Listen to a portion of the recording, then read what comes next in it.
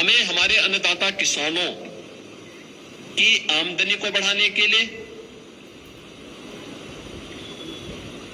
आकाशीय बिजली या अतिवृष्टि, अनावृष्टि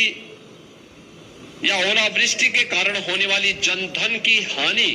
को रोकने के लिए और उत्तर प्रदेश जैसे राज्य की दृष्टि से जो इसके अत्यंत महत्वपूर्ण परिणाम हो सकते हैं, उस दृष्टि से हमें बहुत आवश्यक है कि ये जानकारी हमें प्राप्त हो।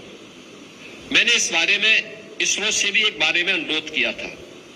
कि राज्य सरकार चाहता है कि हमारे पास अपना एक सैटेलाइट हो जो मौसम की सटीक जानकारी हमें उपलब्ध करा सके, क्योंकि मैं देखता हूं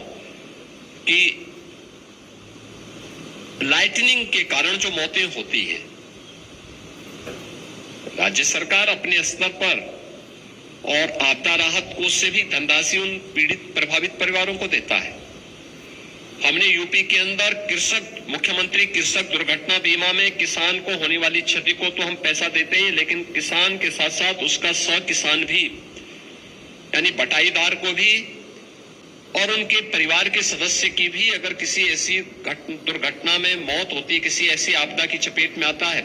हम उन सबको मुख्यमंत्री कृषक दुर्घटना बीमा के अंदर 5 लाख रुपए की सहायता तत्काल उपलब्ध करवाते हैं, जिससे कहीं कोई समस्या न आने पाए और उस परिवार के साथ हम खड़े होते हैं।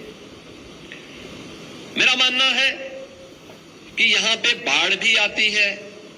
हिमालय से आने वाली नदियों में बार बार बाढ़ आती है और बाढ़ का क्रम भी ऐसे होता है कि एक बार यमुना बेसिन में आता है, एक बार गंगा बेसिन में आता है, एक बार फिर सरयू जी में आती है, फिर वही राप्ती नदी में, फिर गंडक नदी में, ये लगातार बाढ़ आती है। अलग अलग समय में इन बाढ़ के कारण भी व्यापक जनधन की हानि होती है। हम लोगों ने इसके लिए तमाम प्रयास भी किए हैं, लेकिन इन सब के लिए आवश्यक है कि यूपी के अंदर मौसम की सटीक जानकारी देने के लिए डॉपलर स्थापित हो रहे हैं, ये हमें जानकारी देते हैं, लेकिन अगर कोई सैटेलाइट यूपी स्पेसिफिक हो,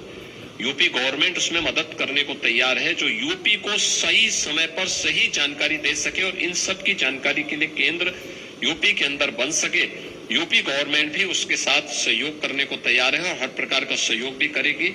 साथ साथ उसमें सपोर्ट करने के साथ साथ हमें मौसम के बारे में सही जानकारी समय पे